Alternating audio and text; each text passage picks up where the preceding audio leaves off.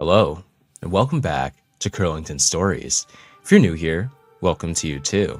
So firstly, I must admit, the first story is kind of one of those typical bad parenting scenarios that kind of pops up on this channel pretty often.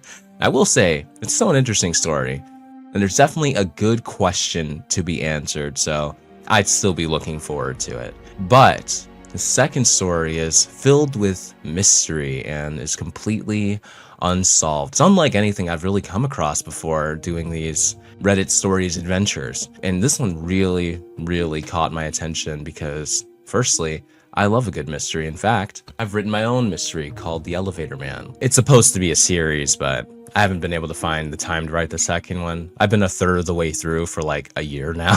So I've been keep saying that it's coming and and I haven't even been able to work on it in months, but hey, it's coming, I promise. Anyway, I don't want to spoil the surprise for you, so I'm not going to talk about it any further. Let's just get into it. Am I the asshole for taking my niece on vacation after her parents planned one without her? My niece, 11, is the youngest child with 4 older brothers. She's also the youngest cousin / grandchild and the only girl. Between that and the fact that she was very sick when she was little, she's a little spoiled by everyone except her parents. When she turned 11, she told her mom she wanted to go on a weekend trip with just her and her mother. Her mom made a big deal about her wanting to exclude her dad and brothers. They refused to do the trip and also didn't plan anything for her birthday, so I took her on her trip myself. Last month was one of her brother's birthdays. He decided that for his birthday, he wanted everyone to go to Mexico except for my niece. Her parents agreed that it was fair because if she wanted a trip without them, they can get one without her. They asked me if I could watch her for 10 days. My niece was so upset, so I decided to plan a surprise trip for her. I have some clients in Miami, so I arranged for us to go there for 5 days, drive up to Orlando for 3 days, and fly to New York for 2 days, where I also had to get some work done. It was technically a work trip, but I was able to plan a lot of fun outings for my niece. Just before their trip to Mexico, I told my niece's parents that I had to be in Florida and New York for work during their trip, but I could take her with me. Since it was so last minute, they had to agree as they didn't have any other childcare and couldn't miss the trip. She had a blast. We spent a day in Disney World, went to 2 Broadway shows, spent most of our time in Florida on the beach, did a lot of shopping, got room service for the first time, and our tickets were upgraded so we flew first class on our way home. Her parents are mad that I spoiled her and undermined them, so I don't get to see her as much as I used to. I'm still their after school childcare, so I see her a few days a week. And they're going around telling extended family that I took their kid across the country without permission because I was upset about her being punished for being rude. What'd I say, huh? More bad parenting, right? Obviously, this person's not the a-hole. It seems like the niece's parents has some kind of like vendetta against her. I can't imagine why. Now, let's talk about this from the bottom to the top, okay? So, well, I guess from the top to the bottom.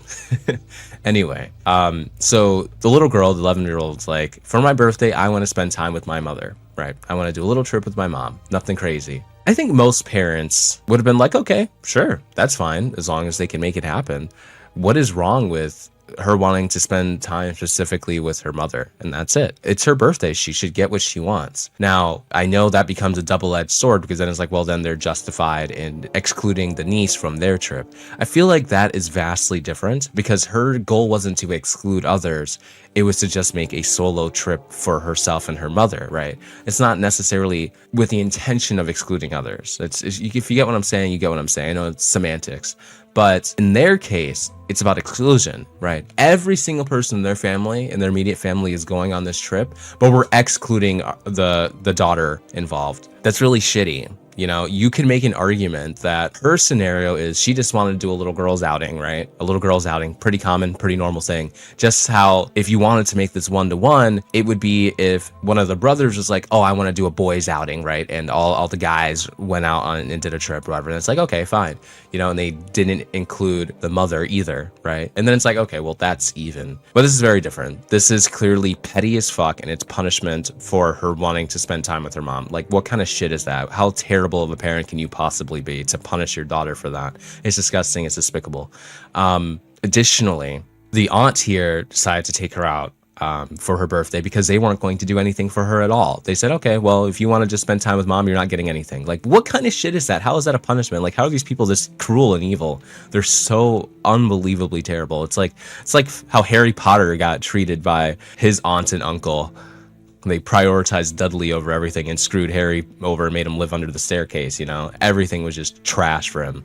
It's it's kind of giving that where they mistreat her for literally no reason other than existing. Like, what is wrong with these people? Now, regarding the big Florida trip, right? They really went to Mexico for 10 days, leaving the niece with her aunt. Like, that's crazy work. 10 days to punish her. Like, what is wrong with these people? They are absolutely vile. And the fact that they were upset that she had a good time while they were gone just proves that they literally just wanted to punish her. That's it. Punish her for wanting to spend time with her mom. That's crazy work. Cannot believe this shit. I think these people are just the incarnation of evil. Got no better way to put it. We'll read a couple comments and then we'll move on from this story. So, comment here from Weeder Wabbit. So she asked for a trip with mom alone. They said no, it's mean to brothers. But when brother wants a trip without her, it's fine because she had dared to ask for a trip without siblings. What sort of mind-bending parents does this poor girl have? Not the asshole. You're a wonderful person to look out for her. Agreed. It's the we have contempt for females type of parents. Original poster, not just not the asshole, she's a hero. I agree. This person responds, Love Infinite. Yup, exactly this. I'm the youngest of 4 and only girl. You think I'd be the princess, but my father hates me. He's done everything he could to sabotage me and openly favors my brothers. My mother died when I was 18. That's sad. And I lost the one person who tried to advocate for me. I finally went no contact with him last year at 39 years old. This poor girl deserves so much better, and I'm so glad she has original poster in her life. And that's very sad. But yes, very, very good points to make there. So this person's kind of singing the tune that I was singing, right? She's like, she wanted me and mom. Did her brother want me and dad, or me, dad, brother 1, brother 2, brother 3, and mom? Sure, same thing. What asshole parents? It seems like most people agree that the aunt here is not the a-hole, and in fact, she is a hero for sticking up for her niece. And I agree wholeheartedly. Anyway, of course, as usual, I'd love to know what you guys think about this story so far. Please leave your thoughts and opinions below. Now we're moving on to the perplexing mystery. It's probably the best way I can describe it. And this one might also involve bad parenting. I'm just not sure yet. And maybe you guys can help paint the picture. Because right now, we don't know a whole lot. But I will be paying attention to this one to make sure, you know, there's some updates. I really want to know. It is remarkable. Let's put it that way. Am I the asshole for saying my daughter's friend can't come back to our house until I've spoken to her parent? Yes, I'm on a throwaway. I use my personal account for other things. My daughter, Cece, 12, met this girl, I'll call her Katie, 13, at a summer intensive dance program in August. Katie seemed like a nice enough kid. For the most part, I think she is, but since school started, things are starting to concern me. Katie and Cece don't go to the same school. In fact, Katie's school is quite far from us. She lives near there, apparently. I say apparently because Katie just kind of appears at our house as if from nowhere. She says she takes the bus for about 45 minutes, but she'll appear at weird hours like 7:30 a.m. on a Saturday. She also comes over after school some days, which I don't mind, but we have a rule that no one stays past 6 on a school night, which is a boundary she routinely pushes. She's getting very comfortable pushing boundaries in general, such as coming for a sleepover with a suitcase of clothes and asking our helper to do her laundry. Some of which I'm pretty sure isn't even hers, or inviting herself to come on outings. And the biggest thing is, I'm pretty sure she's stealing from our house. We have a storeroom full of stuff we buy in bulk and take to bathrooms and kitchens as needed. Now, I'm not counting our things like a crazy person, but I know generally what we use and what's going down quicker than usual. And I guess the big red flag and the reason I'm making these posts is I've never seen or heard from this girl's parents. She came to the dance classes by herself. She comes and goes from her house by herself, never has invited Cece over because she says she shares a room with her brother. If I ever asked to speak to her parents about her having a sleepover, she says she texted them and they're not home / at work / at a function and can't talk. I've let it go for now because I'm trying to be sensitive to the fact that not all parents have the time to be all over their kids, and I know I'm pretty protective and some parents are more free range. My husband, who spent his teenage years away from home for days at a time, says it can happen in some families and that I'm being a bit harsh. But the final straw for me was last weekend. I went away for a few days, came back Sunday afternoon, and Katie had been there since Friday. She asked to stay another night, to which we said no because we don't do sleepovers on school nights. She just didn't leave and stayed for dinner. I'd asked if she was going to be okay taking the bus home or if she wanted a ride or to call her parents, to which she said her parents were out of town for the weekend and only getting back tomorrow. Apparently her brother was in charge at home. This was it for me.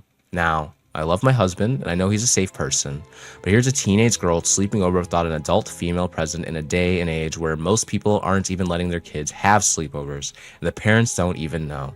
I just feel like this opened us up to crazy liabilities. I was kind of glad Katie didn't call her parents because I'd have no idea who would be turning up on my doorstep, or or if they're even okay that their daughter is here. It just put in perspective to me that I'm not okay with the complete lack of communication. I told Cece that next time Katie comes over, I will need to speak to her mother before she comes, or she's not allowed.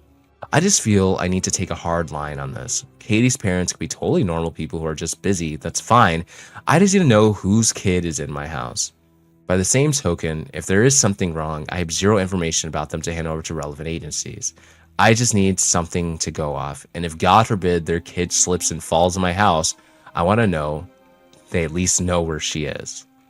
My daughter thinks I'm being unfair and overbearing. My husband is supporting me, but privately said there's a ton of reasons a kid would be embarrassed of their parents, and I should mind my own business. He is all for stricter rules on Katie come over, but says I need to drop the parent condition.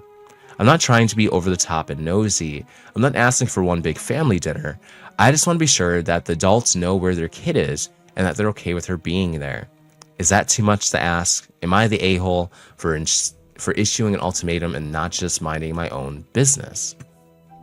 No, I'm going to hit that right off the bat. Absolutely not the a-hole for genuinely being concerned and wanting to look into what you find to be quite curious much further. And you have every right to do so, right? This is your household. You have this strange kid who's constantly coming over, whose parents seem to be in Argentina or India half the time or something, just not around. You know, it is quite interesting, right? And like I said, this is a very mysterious scenario, and I'm very curious to see if any more information becomes available at some point, if we get an update. So I'll be keeping tabs on that. And if you want that update when it comes, if it ever does, just make sure you're subscribed because I'll be sure to talk about it.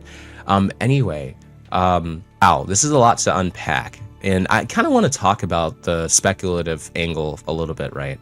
She thinks and the dad thinks that, maybe perhaps the parents are maybe a little neglectful. I think that's probably a valid thing to assume, especially if apparently they're out of town and left with her younger brother of what age, who knows, I'm not sure, but they don't, or older brother I guess, but who's not an adult. I'm assuming. I imagine that's probably not the case. Maybe they are 15, 16, so maybe it's all right, but regardless, it seems very confuddling that they're not too concerned about where their kid is half the time. Now, some people, which I'll show you, have made the leap that perhaps this is an abusive household scenario and she's always showing up at their house because she's trying to avoid those parents. That is another very good possibility, another very good angle to consider. Either way, the original poster should be concerned, and they should want to dig deeper and get the full picture, the full truth of what the heck is going on, because whatever's happening, it's clearly a band-aid, right? If there is something bigger, something more concerning happening, then you would want to figure that shit out, right? And the liability thing is also somewhat of a concern as well. I guess that could be an issue. I don't know legally or not. It's a little confusing. I really don't know. But it is something to at least put in the back of your mind, if this kid's just showing up and they don't have permission to be there, etc., who knows? Anyway, this story is an absolute doozy, and I really don't know what to say about it other than I think she's doing the right thing. I think the ultimatum is questionable to some extent because it's if it is an abusive parent situation, but again, you should want to know about that. And I mean, it's nice that they're keeping them away from that, even if they don't know it. So anyway, we're going to look at a couple of the comments, and I want to know what you guys think, of course. So this person kind of gives their own experience, saying, from the age of about 13 to 17, I lived without adult supervision. I had nothing to eat and would often spend whole weekends at my best friend's place. I was malnourished, neglected, regularly assaulted at home, and her house was home to me. The last time I visited, my mother traveled 1,200 kilometers to find me, as nobody had seen me for a fortnight. And my older sister called the police days prior. I was a missing person case for a good 4 days there. My mother found me and my friend sitting outside a newsagent's in her suburb. Mom got out of her car and started screaming at us. Then I was moved up to live with her and raise my younger brothers, who she inexplicably won back in a custody case against their father. My older sister apologized to me when we were in our 20s. She said she would have phoned CPS and had my twin sister and I taken into foster care. We were bastards and were left to fend for ourselves. Our half-siblings had their dads to rely on. Anyway, in 2022, after a decade out of touch, my high school friend reached out to me. She told me that her parents were going to invite me to move in with them, but it never happened. I never finished high school. The life I had lived without would have been completely different if I had been taken in by them. This girl is a child, and if she is just coming and going at all hours, then it is entirely possible that she is suffering neglect. Rather than complain about her and call her a thief, consider what might actually be going on. I think the way they ended this is pretty rude. They didn't even like hang up on like the thief parts and complaining and stuff. I don't know like why they throw that in there. It seemed like that got a little bit personal, which is a bit unnecessary. At the end of the day, this family owes Katie nothing. They've done a lot for her, and there's nothing wrong with them being genuinely concerned about what's going on and wanting to get to the bottom of it. Expecting them to just kind of go along with it and not ask questions, not get people's opinions or what to do is a little ridiculous. Anyway, this person is a very independent 13-year-old who seemingly comes and goes as she pleases, plus was part of your daughter's dance class and outreach program via liaison. This screams bad home life, most likely abusive. Have you spoken to Katie about things like built up some trust so she feels you're a safe person to come to, not only for physical safety, but emotional safety? That's a really, really good bit of advice there. Try to build some rapport with Katie, so that maybe she'll open up to you and tell you what the fudge is going on, so that maybe you can, seek the correct course of action, because no kid deserves to be in an abusive household, right? And it is a wonderful thing that you're able to temporarily save her from those conditions. But if you can find a more permanent solution in some way, shape, or form, then that would be amazing as well. Perhaps you can even adopt her. Who knows? I don't know. But that might be a little bit of a reach. But I know there's people who would be in this situation, and if it was, in fact, that she was coming from an abusive, neglectful household, that they would actually be trying to find a way to adopt that kid. And it seems like she'd be much happier under your roof than theirs, if that was a possibility. But that's asking a lot of somebody, but who knows? Maybe they have the means to do it. Maybe they'd be willing to do it. It seems like the dad probably would. It seems like the dad has had a similar experience to this kid and really relates and sympathizes with her, and would probably want to provide some sort of option for safety and comfort. But, that's neither here nor there. It's up to you guys how you proceed with this. But I think up to this point, I think they've done the right thing. And I think whatever they decide to do from this point on will be the right thing as well. But anyway, that's it for this video. Let me know what you guys think in the comment section below. I'll see you guys next time.